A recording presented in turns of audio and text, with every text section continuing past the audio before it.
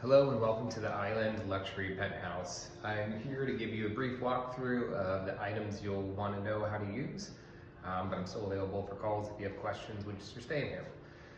You'll see there is a digital code here. You'll be assigned a unique code for access. I'll plug in the code now. Press the bottom button to unlock, and it will unlock after it will lock when you leave after about 30 seconds as well, or you can press it again to lock it. Once you enter, you'll have this space for your shoes, and then directly to your left, there's a motion sensor, set of lights and knickknacks, and your keys will be right here. On your keys, you'll also find a card for Ralph's, which is around the corner about a block away if you need to go there for shopping. And then, very important, your fob. This gives you access to all the exterior doors as well as the gym and other amenities that are accessible within this community. This should have everything that you need to get access to where we need to go with this unit. So, welcome in. The most important thing I'm going to tell you during this period of time, if you don't watch the entire video, is going to be about these doors. I'm going to give you a very detailed overview, primarily because there are some sensitive doors. But in the living room, you have the couch set up here. All the heads are adjustable. You pull them up, they lock in place, they drop down. This is a recliner, and this one is a recliner as well. This one is controlled via controls on this side. I don't even know if you can see me. Controls on the right side here. This one's controls are actually down inside between the two, so forward and backward. You got a TV, a PS3, or 4, I don't know, I don't use them. Some DVDs and other items as well for your enjoyment. Please don't try to plug in this bass guitar over here to this Marshall amp. That is an electric guitar amp, that is a bass guitar. They don't really go together, but hopefully the aesthetic does and you enjoy. Here we have the door. So I'm going to show you this in a little bit more detail, and the reason why I'm emphasizing this is these are very heavy duty doors. If you can tell, you can't really hear any outside noise, which you would assume because they're heavy duty that the locking mechanisms would also be, and unfortunately they are not. These have some very thin aluminum pins that are inside of them, and handles here are how you open and close them.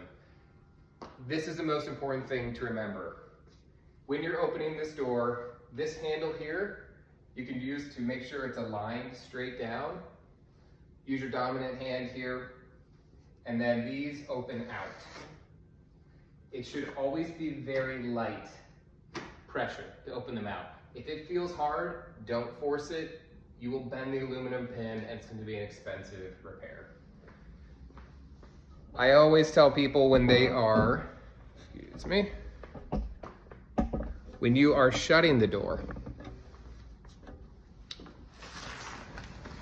open, out is open. When you are shutting the door, you look down at these spots. You can actually see scrapes here when it was shut too early and that broke the interior pin. These holes are where these need to align to. So when you pull it back in, don't push it down here, don't push it down here, don't push it down here. Wait until it is fully flush and straight, and then lightly push down. No more than 2 fingers. No more than 2 fingers.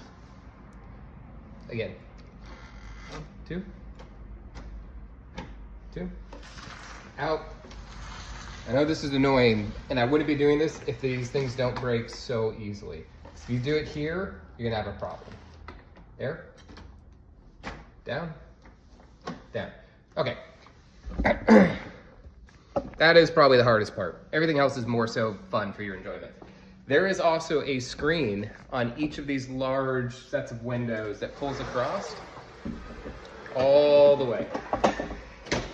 It's not a very buggy city, but this is still a city, and you will get a few flying insects if you leave both these doors open all day long, and I don't know, it would just be annoying. I would recommend using those. Please don't walk through those screens. While we can replace these mechanisms, are expensive, they don't even make those screens anymore, so I just beg you, Pay attention. If you have little kids, make sure they don't run through those. I will show you the outside now. And you'll notice the sound gets a lot more because these are all deadening. Got a nice little picnic table. I've already set this area up.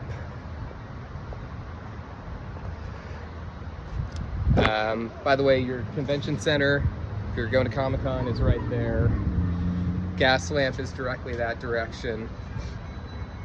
Seaport Village is over there. The Children's Museum is a block over that direction. This is a wonderful park with ping pong, and a dog park is there as well.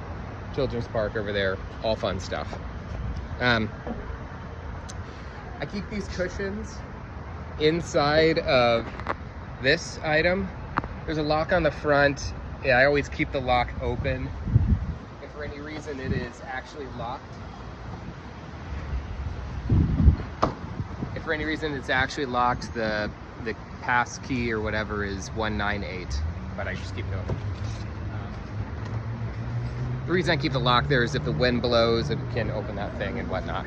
So I would encourage you to enjoy this whole outdoor area. There's two things I'm going to show you here that are important.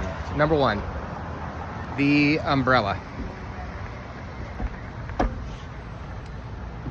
To use the umbrella, there is a handle down here at the bottom that you grip, and then you push up to come out first. From there, sorry for the jerkiness, there is this item here that extends it. Oh, the other direction. Oh, no, it is actually that one. There we go. So, this will extend the umbrella. I tried to get it to where that bottom part is all the way in. Okay.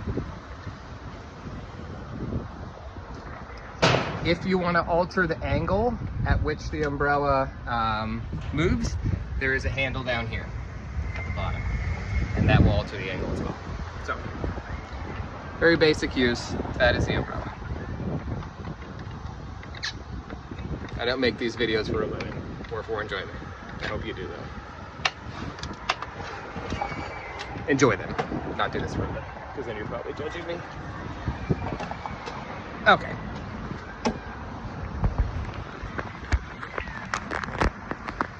Second.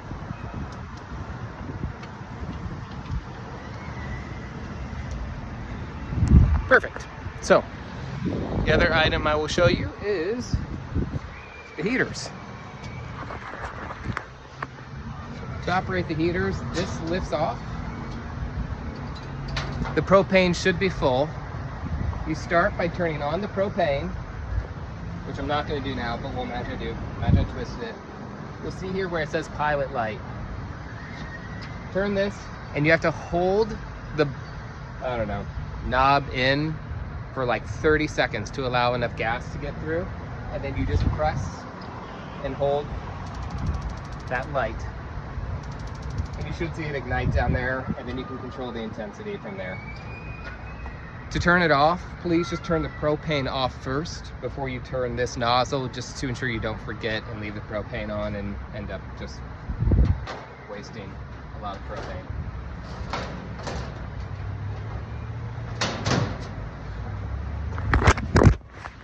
Whoops. All right. Moving along.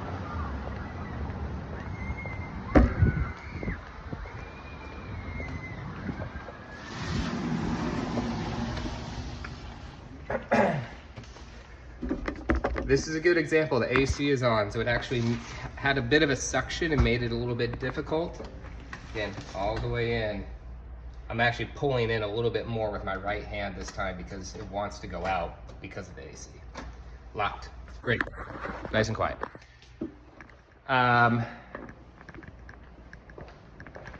Over here you have a desk. My laptop won't be there. Yours can be. You can plug in.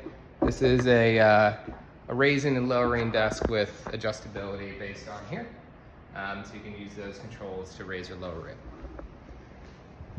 Importantly, All of these lights I'm sure you can figure out, but this is your thermostat. Set it to wherever you like it. It's completely your call. I'm gonna put it on guest mode so you can control it. This is where you control the blinds.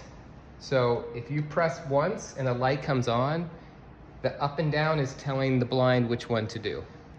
The first light corresponds with the first blind there.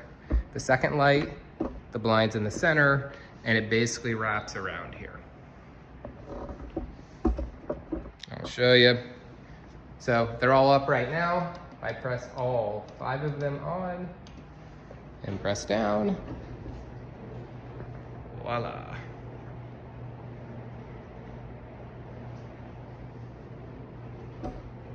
Okay. If I wanted only the big blind here, which is the second one, again, starting from your left, I would just hit the second spot and then press up, and that one comes up. It's important, I use this one for glare at night, if watching TV or something like that. Sometimes I'll put it halfway down, you can press stop in the middle of its motion, and it controls from there.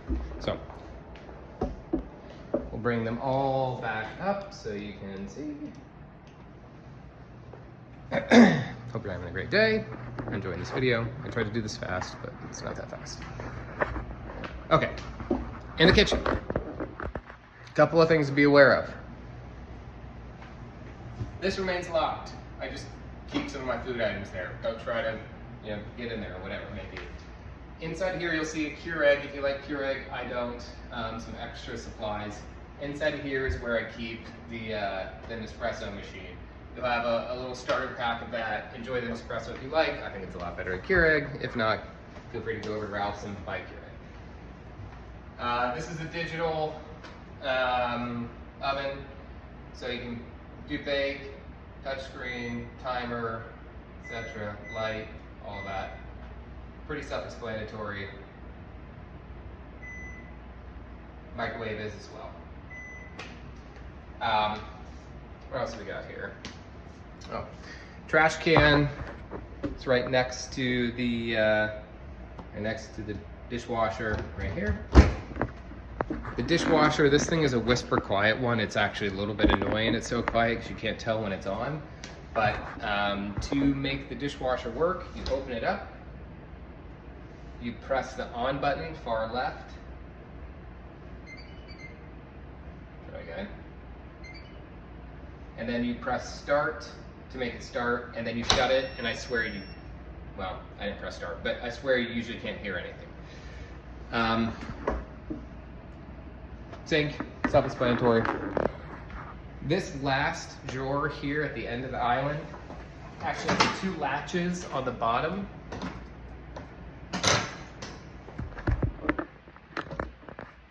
They're on the underside here, right side, left side. You have to latch that in for this to come up and stay with the blender and the toaster, and then to take it and lower it back down, right side and left side, and then it goes right back down.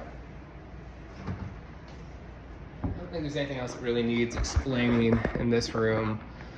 The fridge also has an ice maker for the freezer. All that's in there. Got dimmers for the lights and everything along those lines. Okay. So we're in the master bedroom. There's a closet that is locked. There was actually one more cabinet above the fridge that was locked. Please just leave those be. You have your bed here. Hope you enjoy it. I think it's super comfy. On the side of the nightstand, you also have your controls for the adjustable bed. Please put it back in that little pocket thing on the side of the nightstand whenever you leave, so that you can raise your head. If you can actually see that, yeah. Put that back down. You can also raise the feet. I don't need to show you that. I think we all understand the concept that we're getting at here. Other side of the room, there's also a Peloton. I don't use it, but I hear they're nice. So enjoy that if you'd like to use it. And TV and everything here on this side. and into the hole. As you recall, or probably know from the listing, this is a bookshelf fake door thing. It locks into place. You can see it down at the bottom. You do have to kind of swing it shut a little bit. Please don't slam it when you're shutting it. There's a handle on the other side too. I like that thing. I think it's pretty neat. I hope you guys do as well. Here's something that probably does need explaining. A couple of things that are very important. This is a non-vented dryer, and I'd never heard of that before I got this place, but what it means is right here is a receptacle that collects water, moisture, because it's non-vented. This portion needs to come out and be emptied sometimes if you do a ton of laundry. Odds are, depending upon how long you're here, you might not do that much, but showing you that that's what that is. This thing will have a note if it's like too full of water that needs to be let out. Rest of that self-explanatory. Now, this side.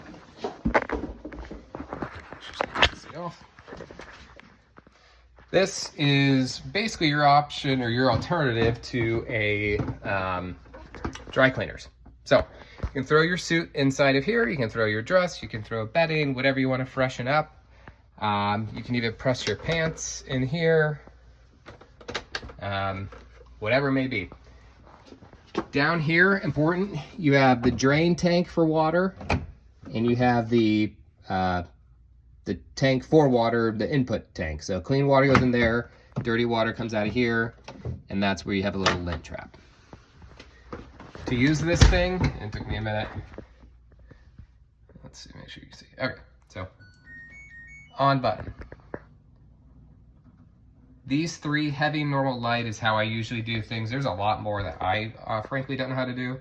But if you press this, you can cycle through. Normal, 48 minutes, you would press and hold to start. Light, 20-minute refresh. So if I'm gonna go out in the evening and I wanna have a nice, clean, pressed shirt, I'll just do a quick refresh. If you got a lot of wrinkles or something, you can even go, again, into the heavy. It's an hour and 7 minutes, and then it's ready, set, good to go. And if I was gonna start it, I would do that, and then it gets going. Just telling me I need to fill water because I actually have no water in there. So, anyway. Okay, great. Now,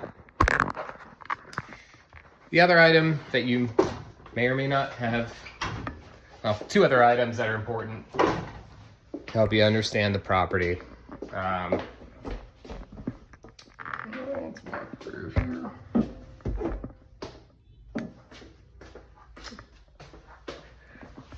Let's get some lights. Okay. So, in the midway into the bathroom here, you have this cabinet thing.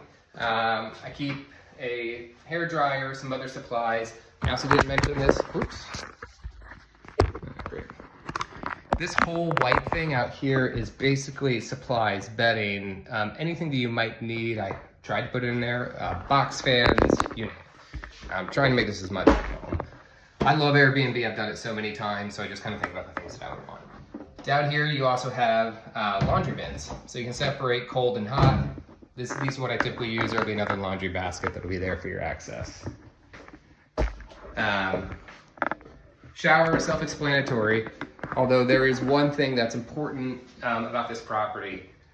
I don't know why they do this, but they have a pressure regulator across this whole condominium that if you're taking a shower and you're doing laundry at the same time, you're going to hear almost knocking sounds on the pipes.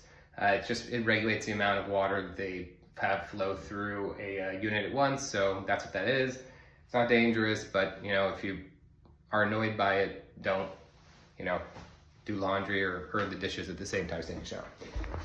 Anyway, you have this toilet, which honestly, this thing like ruined me for all other toilets on the face of the planet. It's actually quite inexpensive, but for gentlemen, there is a little insignia down here that has a foot. You can use that so you never have to touch it with your hands if you're doing normal business. Tap that, raise the lid, do your business. You tap it again, and it flushes.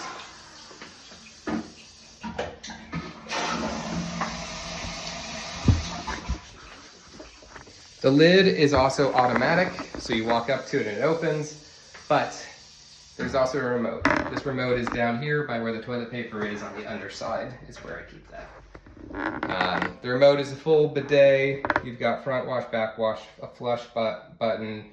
The seat's heated, an air dryer. You can move around the nozzle position. You can change the water temperature for the bidet. This thing really does anything you would ever imagine. It's pretty wild, but hope you enjoy it. That's everything you need to know about the bathroom.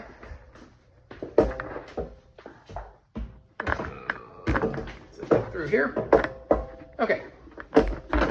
So, getting to the second bedroom / office.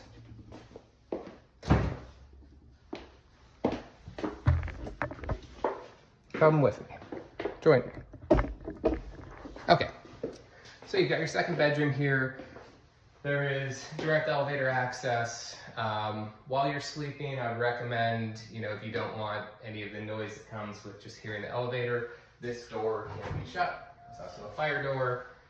Behind the door is a ladder, and I keep that there for access to some of the high shelves in the kitchen, because some of those do get pretty high. So that's where that is if you need to access something that's on a taller shelf. The controls for the elevator are right inside here. You also have light controls that are over here, and plenty of storage for items you can put in. Yeah, a couple other quick items. This is a travel bookshelf. It's a bunch of my favorite things from places I've been around the world. It means a lot to me. I don't think there's anything of real value there aside from sentimental, but I would love it if you didn't steal or mess with anything there, but enjoy it, check it out. I tried to put the dates and where these things were on the bottom of each of them, so if you're interested, give it a whirl. Lastly, I'll show you the Murphy bed. So, you can use a Murphy bed, you can just roll this out of the way, and it pulls down relatively easy. Now, they have pistons in here to kind of make it easy for it to come up and down. I would still say going up takes, I don't know, let's call it 40 pounds of strength. So just something to bear in mind. If you're worried about it, just let me know before you arrive. If you want it set up, we can have it set up for you. So it comes down. This arm, you must move this way for it to sit on it. Again, this arm must be moved this way for it to sit down. And there's a latch here on the left side that you flip. That locks it into place. There's also one on the right side that should be flipped to lock it into place when you bring it down. See? Quite easy. And then you go back up. Put the arm back up.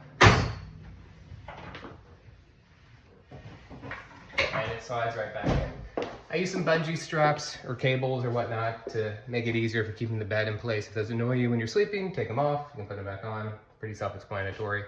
You've got power outlets here, there, everywhere. And then I'm gonna take you down. I'm gonna show you the parking spot here as well. I really hope I didn't forget anything. I don't think so. Okay. Oh, one other thing.